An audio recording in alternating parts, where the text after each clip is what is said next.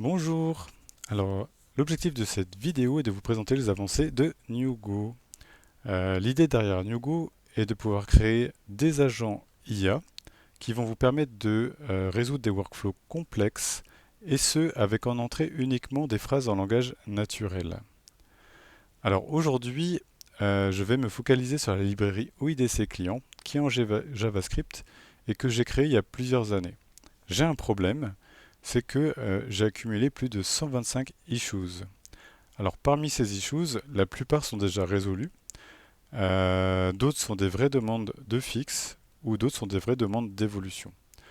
Et j'aimerais que, avec NewGo, pouvoir lister toutes ces issues, aller contrôler le code et clôturer l'issue si elle n'a plus lieu d'être.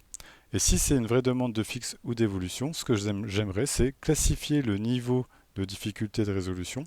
Et si c'est pas trop compliqué, automatiquement créer une pull request avec GitHub Copilot et ce qui me permettra ensuite de pouvoir contrôler les pull requests et de les merger sur main si elles sont correctes. Alors c'est parti. Comment est-ce que on peut faire ça? Alors ici, qu'est-ce qui se passe? C'est que comme dans la dernière vidéo, j'ai configuré un LLM avec la commande LLM add. Là, je vais faire un LLM list juste pour vous montrer que j'ai configuré un provider OpenAI avec GPT 5.5. Ensuite, j'ai fait un MCP add pour ajouter un serveur MCP, mais je l'ai déjà fait. J'ai ajouté le serveur MCP en mode HTTP de GitHub. J'ai dû mettre l'URL du serveur MCP de GitHub et un secret. Voilà, donc j'ai accès à ce serveur MCP. J'ai dû mettre une petite description en disant que ce MCP permet d'accéder à l'API GitHub via MCP, ce qui va permettre au LLM de filtrer les serveurs et de sélectionner Copilot par rapport aux besoins. Ensuite, j'ai fait un agent add. Il m'a demandé un nom d'agent. J'ai dû mettre AXA OIDC. Alors je vais mettre un numéro pour vous montrer. Hop. Et j'ai dû rentrer un prompt. Donc là, qu'est-ce que j'ai mis? C'est liste les 4 issues les plus récentes et encore ouvertes du repository AXA OIDC client. Réalise un git clone de la solution. Met un unique paramètre d'entrée du workflow qui est le lien du repository cible pour que le workflow puisse être réutilisé pour d'autres dépôts Git. Pour chaque issue réalise une synthèse du besoin, une classification du besoin parmi 4 catégories: bug, évolution, question, already resolved. Alors en attendant, je vais stopper ça parce que j'ai déjà créé ce workflow. Je l'ai déjà exécuté pour jouer, mais je vais le réexécuter et je vais finir de lire ce que je lui ai mis. Donc là, en paramètre de l'issues, c'est le nom du repository Git. Comme c'est assez long à se faire. Alors, une fois qu'on a classifié l'issues, réalise un appel à Copilot Ask depuis le chemin du clone du projet afin de planifier quelle réponse apporter et aussi donner un niveau de confiance dans la faisabilité. Dans le niveau de confiance, on a simple, normal, complexe. Ne réalise jamais plus d'un Ask Copilot en parallèle et utilise le provider OpenAI. Alors ça c'est spécifique, c'est parce que si on ne met rien du tout par défaut, il va utiliser le GitHub Copilot qui est configuré sur votre poste, si vous en avez un. Là, ça me permet de dire utilise le provider OpenAI ChatGPT qui est un custom provider de Copilot. En sortie, sauvegarde un fichier Excel avec le lien vers l'issue, la classification, le niveau de confiance, la synthèse du besoin, la réponse complète du ask. Finalement, supprime le répertoire projet qui a été créé via le clone. Alors j'ai simplifié pour pas avoir la chaîne toute complète parce que je suis encore en train de tester. Donc j'ai pris que 4 issues et là je fais pas le workflow complet parce que j'ai envie de faire la vidéo et de faire plusieurs tests pour être sûr de la qualité de mon workflow. Donc là qu'est-ce qui s'est passé? C'est que là mon workflow est en train de tourner. Je l'ai créé au préalable avec un agent add et il m'a vraiment créé un workflow avec le new go flow. Donc là, ça a mis assez longtemps, là, par exemple 204 secondes. Et effectivement, on va retrouver en sortie un workflow complexe. Il a même écrit des fonctions derrière. On a en entrée une seule entrée qui est le lien du repository GitHub.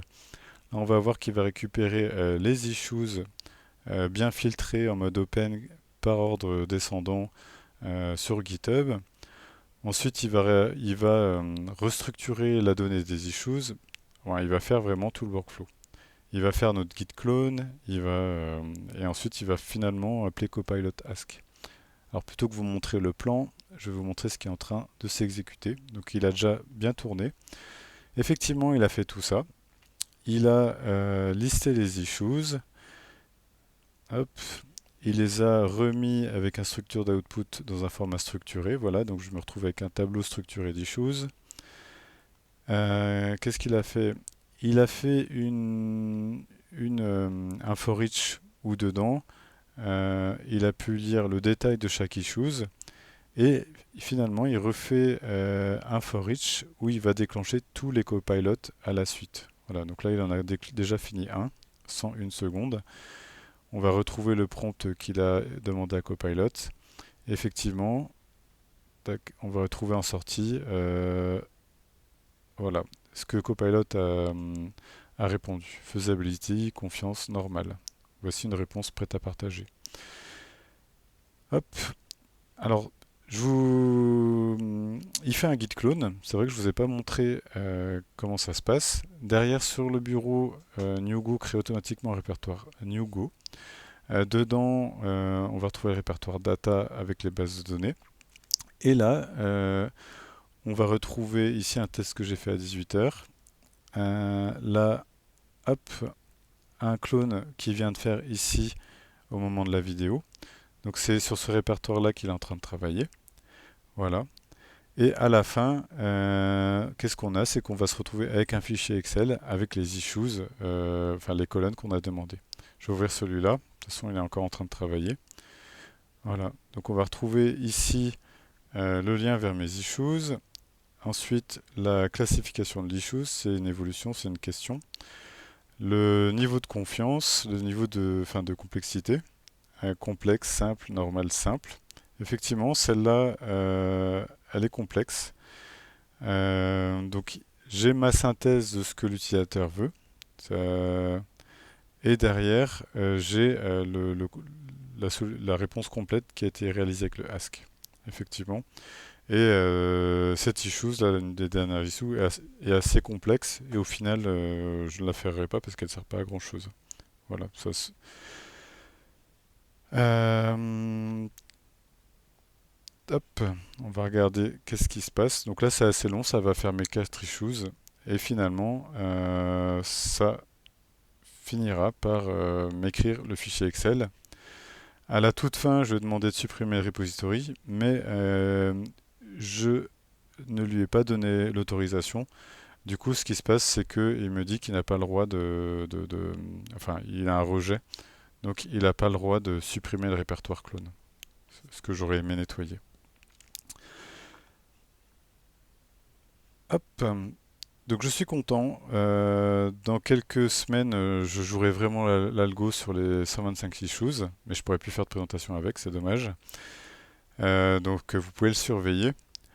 Donc NewGo, pour rappeler, s'appuie sur le langage NoGo, un langage qui est en YAML YugoFlow qui va permettre de décrire le workflow sous forme d'état, de state. Donc quand on fait une planification, derrière c'est un état qui est généré, qui peut avoir des états complexes et aussi des fonctions écrites en JavaScript.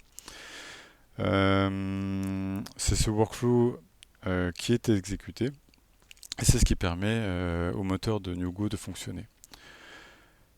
Alors aujourd'hui, ça utilise GitHub Copilot. Bien sûr, on va comment dire, je vais ajouter très prochainement un MCP pour utiliser Claude.